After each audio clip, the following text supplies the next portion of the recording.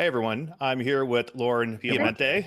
She works at Jumprope and put together a great article about web stories that I link up in this web stories course as well. But I thought having her on to share some of her expertise and some of the amazing stuff you can do with Jumprope would help all of you get the most out of web stories. So Lauryn, welcome. Thank you for coming on.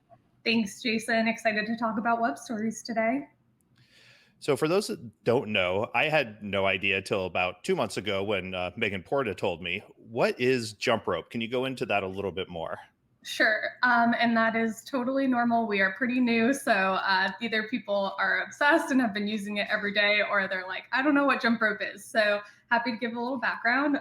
We are a free app. It's a place to share and discover really how to do anything. So it's not just recipes, but I will say food is our largest category. Makes up about, I would say anywhere but like around 80% of our content right now. We are both a platform and a tool. So I like to relate us to YouTube because that's something people are familiar with that can give you a good example. So YouTube started as a place for people to upload their videos so that they could then embed it onto their website. And they made this amazing tool that then turned into a platform where people were going to discover things. So same thing with Jumprope, we created this amazing free tool to easily create video content. So we really simplified the process with a card-based editing inspired by IG stories format. So what we're used to as, a food blogger myself, I'm used to that timeline editing software. So things like, Premiere, Adobe, whatever you're using. And that can be quite time consuming, to be going through. If you're a perfectionist too, like myself, it's really hard. So It takes forever. oh my gosh, it does. So, personally, I used to spend, especially in adding captions and things like that, I would spend hours in creating a video and it wasn't sustainable for me with my food blog. And then with Jumprope, I created my first video in about like 30 minutes. So that's actually how I got involved with working at Jumprope. Was I reached out because I was really impressed by it and they were looking for someone to manage their food community. So anyway, back to just quick overview of the app. It's card-based and it's simplified rather than that long form video that people are used to. And you create and publish on Jumprope, and then you actually have the ability to share everywhere else. So we've really simplified that editing process because as a creator, we want you to spend time creating. So once you publish, you get 15 plus downloads or assets, whatever you'd like to call them. So we give you video pins, story pins, IG content. If you work with Mediavine or AdThrive, we give you horizontal video that you can upload to your blog to really increase your RPMs. And we give you basically everything you could possibly want. No one uses all 15 downloads, let me be honest, but people will pick like their favorite, 5 or 6 and probably use those. Awesome. So it's a great way that you can easily edit videos. You can easily share it to a bunch of other places and saving us content creators a lot of time, which is something we always need help with. Exactly. Before we dive into the next part, I'm going to let my dog in, who is frantically scratching at the door to come back in. So we can show him over hiding out there. Funny, I love seeing all the pets that have been making appearances on like Zoom calls and everything. My cat loves to jump up on the back of my chair usually, so you can see her later too. Animals are always welcome on any of the shows that I do, that's for sure. So Jumprope works really well with web stories because it's not only a tool that you can use to, work with them. You also partnered with Google to move forward together. Is that correct? Exactly. Yeah, we partnered with Google for just under 2 years on web stories. Really our format, it's stories inspired, so it just works really well with what they wanted to do. I know that most people are probably familiar with web stories, but for those who aren't right now, you can see web stories on Google Discover, which if you have an Android, that's native to your phone as it is. If you're on an iPhone, download the Google app, and then you can access it in a feed. Right now it's there. We will start to see it in search results as well. It's there for certain queries and categories right now, but they're doing testing. But yeah, that was one of my hardest things trying to do the article. I was like, oh, well, I'll pull up some good examples and see what's out there. And I was like, do a search, no web stories, do a search, no web search. I'm like, come on. Like, I know they're out there for some of these topics. Why is Google not showing me? But they're just rolling it out in some aspects. And so it was hit or miss for me trying to find just examples of them out there. Definitely. I think that a couple off the top of my head, they've been testing with travel. So I think like Chicago is a good one. And I want to say San Francisco too. Nice. Yeah, I know in New York, like if you search places to go in New York, then they pop up. But I was like, yeah, I'd see something on like Lonely Planet has a bunch. Yeah. And so I was like, oh, I want to see this. I'll take a shot of this in the search results so people can see it. And like typing in like this thing that's on the other screen, that on their web stories home, that's like Lonely Planet's Guide to whatever, typing that into Google, like doesn't come back the web story. I'm like, oh wow, this is a interesting area right now. Exactly. I'm really excited for once they roll it out, especially to food. I think it's just going to be major to have that fun carousel on search and everything too. Really eye-catching. So you collaborated with them to work more closely, and they're slowly rolling it out. I think that's when I jumped in and supported you that they are, or some of the places you can find them. You talked about the discovery feed, and they're showing up there and in some of the search results soon. Yes, exactly. So we partnered with them over that period of time to launch in fall 2020. So just this past fall, I think it was about October that it really like rolled out publicly. We had been testing things with them for a while with some of our top creators. We love to do beta tests with people who are consistently using the platform. So what we did is we built our web player on the back of what Google's doing with web stories. So through collaborating with them, we were really able to rebuild when you watch a Jumprope on a web browser and make it a web story. So you'll even see like if you go to jumprope.com/your username and you watch one of your jump ropes, you'll see we have a little /G in the URL, and that's just to signify that it is a Google web story. But in our testing and initial launch, I would say we had creators getting anywhere from like 50K to 300,000K views on a web story, which was really cool. But it's definitely been a learning process and adjustments, with Google, working with them, giving them feedback, because just to be transparent, we think it's great that creators are getting that much, but at the same time, we would rather see it be a bit more widespread, because if you get 300,000 views on one video versus if you get, consistently 10, 20, 50,000 views across all of your videos, I think most of us would prefer the more consistent traffic.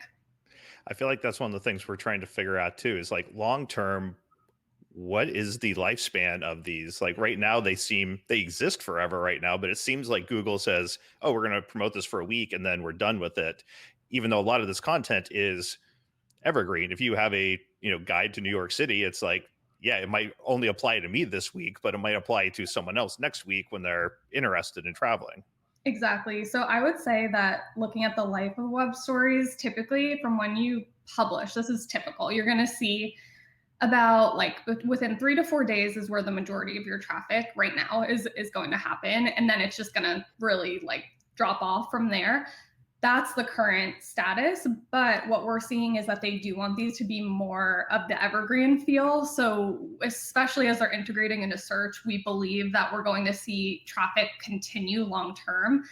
So some people, for example, I was talking to one of our creators this week who she's fantastic. She's been getting a ton of web stories traffic, and she's also using the Google plugin to upload jump ropes too. So she was asking me like, hey, this is taking up so much storage on my server, and I'm a little worried it's being really costly. And I was like, well, as a friend, I'll tell you, like, if you wanted to delete them, like the week after, then the traffic has kind of stopped, you could do that. But long term, I think that it's going to be kind of valuable for you to have these out there, because we don't know what they're going to do with it. And with search, I'm hoping we'll start to see more incremental traffic even in the future too. Yeah, that'd be definitely a nice thing, because they take a little bit of time to put together, but they're especially the value in them is, like your example earlier, a YouTube video. Like, yeah, people might be really excited when it first comes out, but long term, it still provides a ton of value that people are going to be interested in seeing, and adds to your post even. Exactly, 100%. So for most search stuff, we're used to, we put out a new blog post and then we hope it ranks in 2 or 3 or 4 months. How do you let Google know that you have a new web story and that they need to start showing this to their tens of thousands of people that you want to come?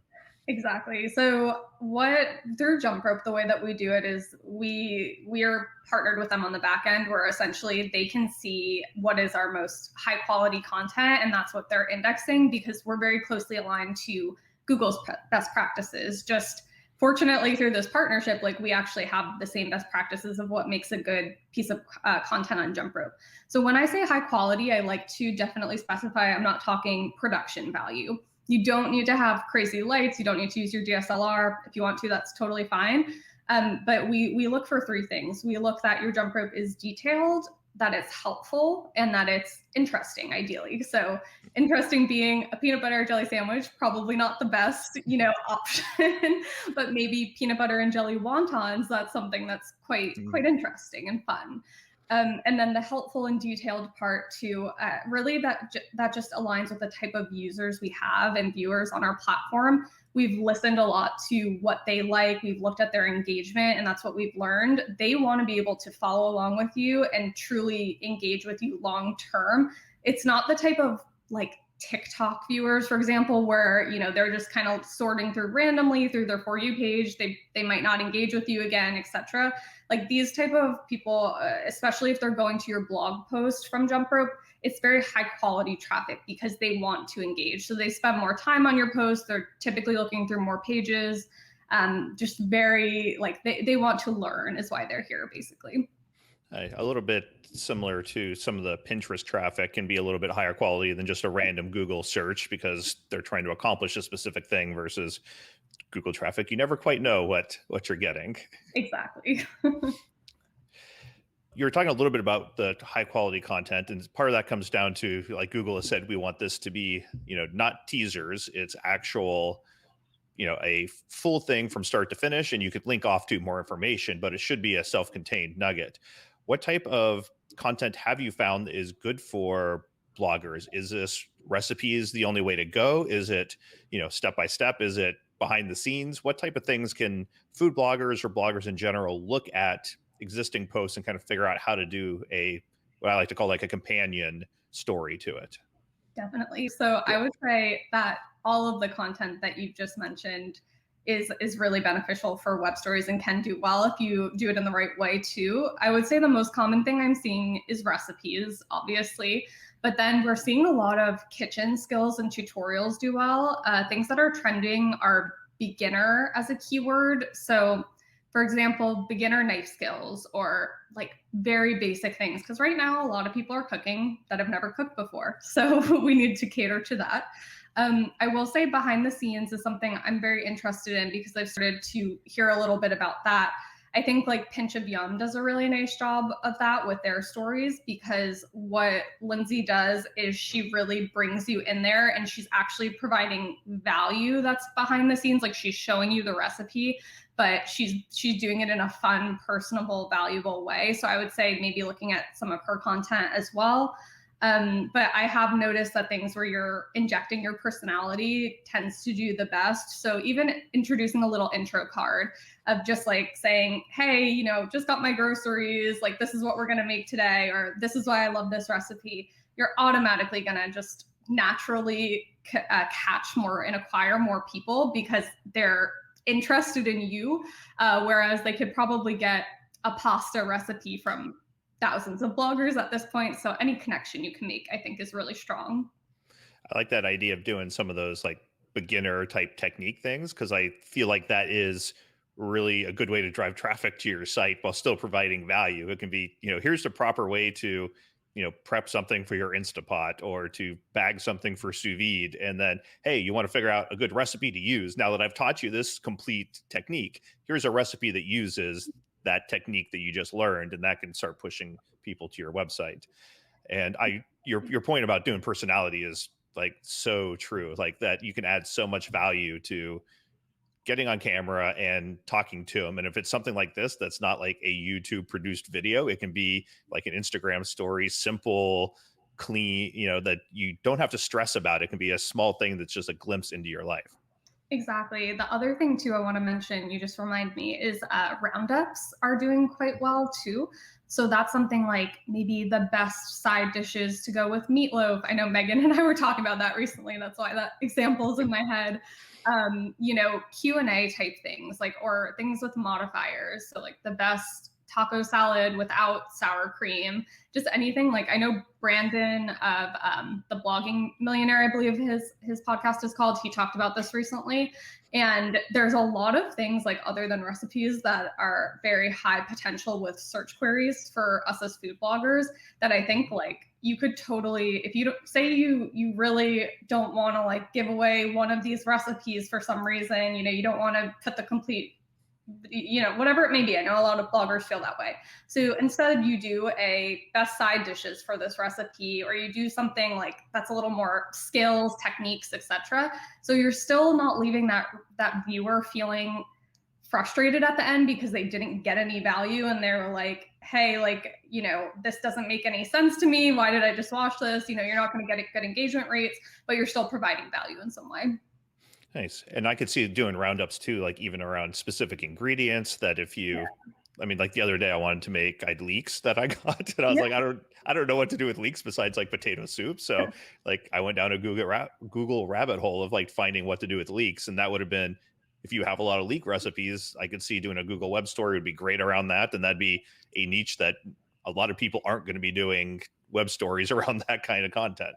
Definitely. I think it's a good potential there with not too much competition. Nice. Oh, I do want to mention too, just while you're checking, I think that this has been an important question that I'd love to clarify. So web stories live at a URL. I know we're all used to these traditional stories, right, on Instagram, story pins, etc. So web stories are literally just a URL. There's no need to download anything. I mean, you totally can download something if you would like to then, upload it to your Google plugin too. But we get a lot of questions of like, hey, like, how do I download and publish stories? It's just a URL. So no need to use like an MP4 if you don't want to. Yeah, that's the big difference between like Instagram stories and Pinterest stories. Like it lives on either your website or Jumprope, and it's just a normal HTML page that's formatted slightly differently than what you would see in a browser, and Google can look at that and know exactly that it's a web story and pull in. But it's one of the nice benefits is that it stays with you forever, and especially if they start working into search results, these are things that hopefully you'd get play on years later, as opposed to your Instagram stories, which might build good engagement, but they're not kind of giving you anything years down the road. Exactly, 100%. And so you were saying that these stories can live on Jumprope, and they can also live on the Google WordPress plugin, or you can upload them. Most of my listeners are on WordPress, but you can upload them in various ways onto your website. So if someone does use Jumprope, or just those editing capabilities that you talked about are like a huge selling point for someone, but they still want them to live on their website, what's the easiest way to work with Jumprope to get them kind of down and onto their site? Absolutely. So you can definitely do that too. So I'm seeing a few creators download any of our stories exports. They're all the same thing. You can just download like IG stories, for example, and then upload that to their plugin. So I like to just let people know, keep in mind, it's not going to have the same like shoppable features and capabilities like linking and whatever as in the app, just because you're downloading a video file. So we unfortunately can't still put links in there. I hope one day they make that, because that would be pretty cool. But you could download your stories and then upload it to your plugin. Be sure to compress these videos before you upload them to your plugin. I have gotten so many emails recently, like I referred to before, of people who their bandwidth and their storage is just out of control. I've had people email me that, their web story went viral and their site broke, basically. So, because they didn't have like elastic scaling and whatnot on their server. So I would definitely recommend take a look at your server, take a look at what room you have, because if you do have a web story go quite viral, you want to make sure that you're able to accommodate that. And then I would also recommend, so when you're uploading your Jumprope to a web stories plugin, definitely add the text again in the plugin using Google's plugin capabilities there. Just do it directly over our text, like retype what you already have. Because it's now an MP4, you want Google to be able to read that text. So you're going to be losing out because they can't quite so easily just read the text that's in the video. That's for example, why Jumprope works quite well with them, is because it's very SEO friendly. We give them like the markup and everything that they need. So be sure that you're re-adding that just to make the most of your web stories. And so if they leave it on Jumprope, you get the additional shopping capabilities that Jumprope provides for all of your videos. And then you can also link from that at the end, like you normally would, to the regular article or articles on your website, right? So they can still be used to direct traffic back to your blog. Yeah, exactly. So whenever you're in a Jumprope, there's a little button called See All and then Add Blog Link. So just paste in that blog link there. And then we have products and creator shops that we just released this week, actually, which is exciting. So you can link to affiliate links. You can add your cookbook to your shop, whatever it may be, so that you're driving, sales there too. Any questions I should have asked you that I did not ask you? I think maybe just like sharing the overview of some benefits of using Jumprope for web stories too. I know we kind of went through them, but I think it's nice to hear them for anyone who likes to take notes. So I would say number one being the efficient creation process. Two being you automatically get a web story URL when you're publishing, along with the visibility on our platform, and then 15 plus downloads. You get the opportunity to access traffic that's outside of your usual blog traffic. So if you think about web stories and Discover, if I'm someone who normally goes to your blog, it's more likely that I'm gonna like get your web story, quite frankly, because like they know that I'm interested in that. But if I'm someone who's never been to your blog before and I'm interested in knife skills, and you post a knife skill Jumprope, we give you creator credit, like it'll say your name there, but Google's not really recognizing so much that I've never been to your site before. They just know I'm interested in knife skills. So good opportunity to reach some traffic you might have not reached before. We just talked about the shoppable aspect. And then another thing that we talked about too was that you don't have to host the video yourself, worry about bandwidth storage, which gets a little pricey for sure. And then the last thing, which this is kind of exciting and fun, but we auto-translate your content to Portuguese and Hindi for Discover in Brazil and India. So right now, web stories are available in the US, Brazil, and India. That's just where they've decided to test it. And we've actually seen some like stories get picked up from especially our recipe creators in India specifically. I've seen a little bit in Brazil, but it's not necessarily, just the Indian recipes, although I've seen some creators who do well too, but we auto-translate it. So just another place you can get traffic. Oh, I love that. It's great seeing an app that already is making things a lot easier to create and share, working with the new technologies that are coming out, especially partnering with Google instead of just kind of trying to, force something there. You're actually working with them and doing things the right way to kind of help move all content creators forward. So everyone check out Jumprope if you're interested in video editing, if you're interested in getting in front of new markets, or if you're interested in web stories. And Lauryn's coming on the Makin podcast in about a month, and so is the CEO of Jumprope, which should be fun as well. So we're going to have some good conversations around that. So check them out. And Lauryn, thank you so much for coming on and sharing all of your expertise. Thank you, Jason. I really appreciate it. I'm excited to come on the podcast too.